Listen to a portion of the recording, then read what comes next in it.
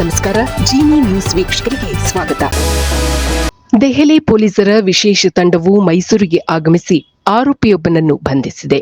ಈ ವ್ಯಕ್ತಿಯು ಕಳೆದ ಕೆಲವು ದಿನಗಳಿಂದ ದೆಹಲಿ ಸೇರಿದಂತೆ ದೇಶದ ಹಲವು ನಗರಗಳ ವಿಮಾನ ನಿಲ್ದಾಣಗಳು, ಶಾಲೆಗಳು ಮತ್ತು ಸರ್ಕಾರಿ ಕಚೇರಿಗಳಿಗೆ ಇಮೇಲ್ ಹಾಗೂ ಫೋನ್ ಕರೆಗಳ ಮೂಲಕ ಬಾಂಬ್ ಬೆದರಿಕೆ ಹಾಕುತ್ತಿದ್ದ ಎನ್ನಲಾಗಿದೆ. ಆರೋಪಿಯು ಈ ರೀತಿ ಹುಸಿ ಕರೆಗಳನ್ನು ಮಾಡಲು ಕಾರಣವೇನು, ಇದರ ಹಿಂದೆ ಯಾವುದಾದರೂ ಸಂಘಟನೆಯ ಕೈವಾಡವಿದೆಯೇ ಅಥವಾ ವೈಯಕ್ತಿಕ ಕಾರಣಗಳಿಂದಾಗಿ ಈ ವ್ಯಕ್ತಿ ಈ ರೀತಿ ಮಾಡಿದ್ದಾನೆಯೇ ಎಂಬ ಬಗ್ಗೆ ಪೊಲೀಸರು ತೀವ್ರ ವಿಚಾರಣೆ ನಡೆಸುತ್ತಿದ್ದಾರೆ.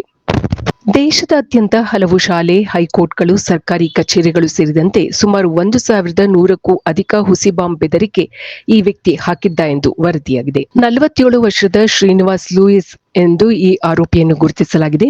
ದೆಹಲಿ ಹಾಗೂ ಸ್ಥಳೀಯ ಪೊಲೀಸರು ಜಂಟಿ ಕಾರ್ಯಾಚರಣೆ ನಡೆಸಿ ಬಾಡಿಗೆ ಮನೆಯಲ್ಲಿದ್ದ ಈತನನ್ನು ಬಂಧಿಸಿದ್ದಾರೆ. ದೆಹಲಿಯ ಶಾಲೆ, ಹೈಕೋರ್ಟ್, ವಿಧಾನಸಭೆ ಮತ್ತು ಸರ್ಕಾರಿ ಸಂಸ್ಥೆಗಳಿಗೆ ಈತ ಬೆದರಿಕೆ ಹಾಕಿದ್ದ. ಬೆಂಗಳೂರು ಮೂಲದ ಈ ಆರೋಪಿ ಉನ್ನತ ಶಿಕ್ಷಣ ಪಡೆದಿದ್ದು ಇತ್ತೀಚೆಗಷ್ಟೇ ಕೆಲಸ ಕಳೆದುಕೊಂಡಿದ್ದ ಎಂದು ಹೇಳಲಾಗುತ್ತಿದೆ. ನಿವೃತ್ತ ಸರ್ಕಾರಿ ಉದ್ಯೋಗಿಯಾಗಿರುವ ತಾಯಿಯೊಂದಿಗೆ ಈತ ವಾಸವಿದ್ದ ಎಂದು ಪೊಲೀಸರು ಮಾಹಿತಿ ನೀಡಿದ್ದಾರೆ. ಈತ ಮಾನಸಿಕ ಒತ್ತಡದಲ್ಲಿದ್ದ ಹಾಗೆ ಕಾಣುತ್ತದೆ ಎಂದು ಪ್ರಾಥಮಿಕ ತನಿಖೆಯಿಂದ ಗೊತ್ತಾಗಿದೆ. ಅಲ್ಲದೆ ಹುಸಿ ಬಾಂಬ್ ಬೆದರಿಕೆ ಹಾಕಿದ್ದರ ಬಗ್ಗೆ ಆತ ತಪ್ಪು ಒಪ್ಪಿಕೊಂಡಿದ್ದಾನೆ ಎಂದು ಹಿರಿಯ ಪೊಲೀಸ್ ಅಧಿಕಾರಿಗಳು ತಿಳಿಸಿದ್ದಾರೆ. ಬಾಂಬ್ ಬೆದರಿಕೆ ಬಗ್ಗೆ ವಿವಿಧ ರಾಜ್ಯಗಳಲ್ಲಿ ಹಲವು ಎಫ್ಐಆರ್ಗಳು ಈತನ ವಿರುದ್ಧ ದಾಖಲಾಗಿವೆ. ಈ ದಿನದ ನಿರಂತರ ಸುದ್ದಿಗಳಿಗಾಗಿ ವೀಕ್ಷಿಸುತ್ತಿರಿ ಜಿನಿ ನ್ಯೂಸ್. ನಮಸ್ಕಾರ.